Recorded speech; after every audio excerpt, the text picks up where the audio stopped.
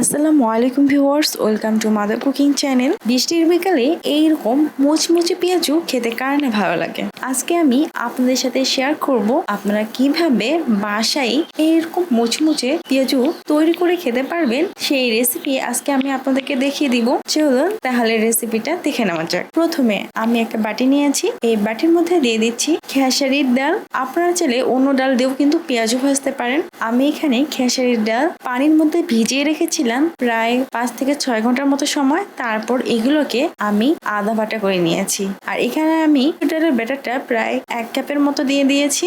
আর এটাকে কিন্তু খুব মিহি করে বাটা যাবে না, অবশ্যই এরকম আদা বাটা করে রাখতে হবে। এখন আমি এর মধ্যে দিয়ে দিব পেঁয়াজ কুচি 1/2 কাপ। আর অবশ্যই পেঁয়াজটা একটু মোটা মোটা করে কাটতে হবে, এতে করে কিন্তু আমরা যখন তেলের মধ্যে এই পেঁয়াজটাকে ফ্রাই করব, পেঁয়াজটা খুব বেশি তাড়াতাড়ি কুক হয়ে যাবে না। অনেক সময় দেখা যায় পেঁয়াজ কুচি করে কাটার কারণে পেঁয়াজটা খুব তাড়াতাড়ি কুক হয়ে যায় এবং পেঁয়াজটার মধ্যে কালচে কালার চলে আসে। তাই আমি এখানে পেঁয়াজটা একটু মোটা করে কেটে দিয়েছি। দিয়ে দিচ্ছি আদা রসুন থেতলানো 1/4 কাপ। দিয়ে দিচ্ছি কাঁচামরিচ কুচি 2 টেবিল চামচ। আর এই কাঁচামরিচগুলোকে আমি কুচি কুচি করে কেটে দিয়েছি। ঝালটা আপনারা আপনাদের পছন্দ অনুযায়ী বাড়িয়ে বা কমিয়ে দিতে পারেন। দিয়ে দিচ্ছি ধনিয়া পাতা কুচি 1/3 কাপ, লবণ পরিমাণ মতো, জিরে গুঁড়া 1/2 চা চামচ, গোলমরিচের গুঁড়া খুবই সামান্য পরিমাণে, ধনিয়া গুঁড়া 1/2 টিস্পুন, গরম মশলা গুঁড়া 1/2 টিস্পুন। আমি এখানে রাঁধুনি চাট মশলা দিয়ে দিচ্ছি প্রায় 1 টিস্পুন।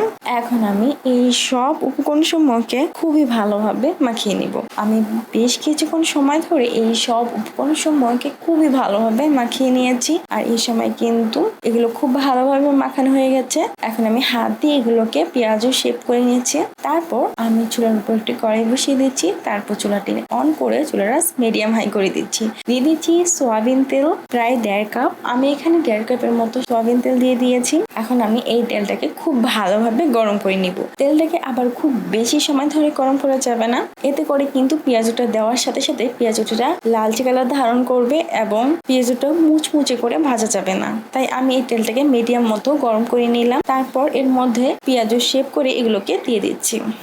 পেঁয়াজগুলো দেওয়ার পর আমি বেশ কিছুক্ষণ সময় এগুলোকে ফ্রাই করে নিয়েছি। আর এই সময় পেঁয়াজগুলো খুব ভালোভাবে ফ্রাই হয়ে গেছে। পেঁয়াজগুলো তেলের মধ্যে দেওয়ার পর আমি চুলার আঁচটা মিডিয়াম করে রাখছি। মিডিয়াম আঁচে আমি এই পেঁয়াজগুলোকে ফ্রাই করে নিচ্ছি। আর এতে করে কিন্তু পেঁয়াজটা খুব ভালোভাবে ফ্রাই হবে এবং পেঁয়াজগুলো ভাজার পর মুচমুচে হবে এবং পেঁয়াজগুলো ভাজার পর অনেকটা সময় ধরে মুচমুচে থাকবে। আর এই সময় কিন্তু পেঁয়াজগুলোর এক সাইড খুব ভালোভাবে ফ্রাই হয়ে গেছে। এখন আমি এই পেঁয়াজগুলোকে উল্টিয়ে দিচ্ছি। উল্টিয়ে পাল্টিয়ে এই পেঁয়াজগুলোকে আমি খুবই ভালোভাবে ফ্রাই করে নিয়েছি। এই সময় পেঁয়াজের মধ্যে কিন্তু খুবই সুন্দর একটা কালার চলে এসেছে। এখন আমি এই পেঁয়াজগুলোকে তেল ঝরিয়ে উঠিয়ে নিয়েছি। তৈরি হয়ে গেছে গরম গরম মুচমুচে পেঁয়াজু।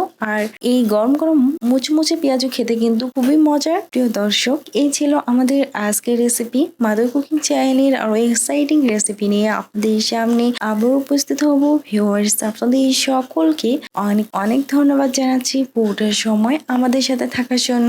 আমি উইশ করব আপনারা সবাই ভালো থাকবেন, সুস্থ থাকবেন এবং মাদার কুকিং চ্যানেলের সাথে থাকবেন। এই চ্যানেলে নতুন হয়ে থাকলে চ্যানেলটি সাবস্ক্রাইব করুন এবং ভালো লাগলে লাইক কমেন্ট ও শেয়ার করুন। ধন্যবাদ।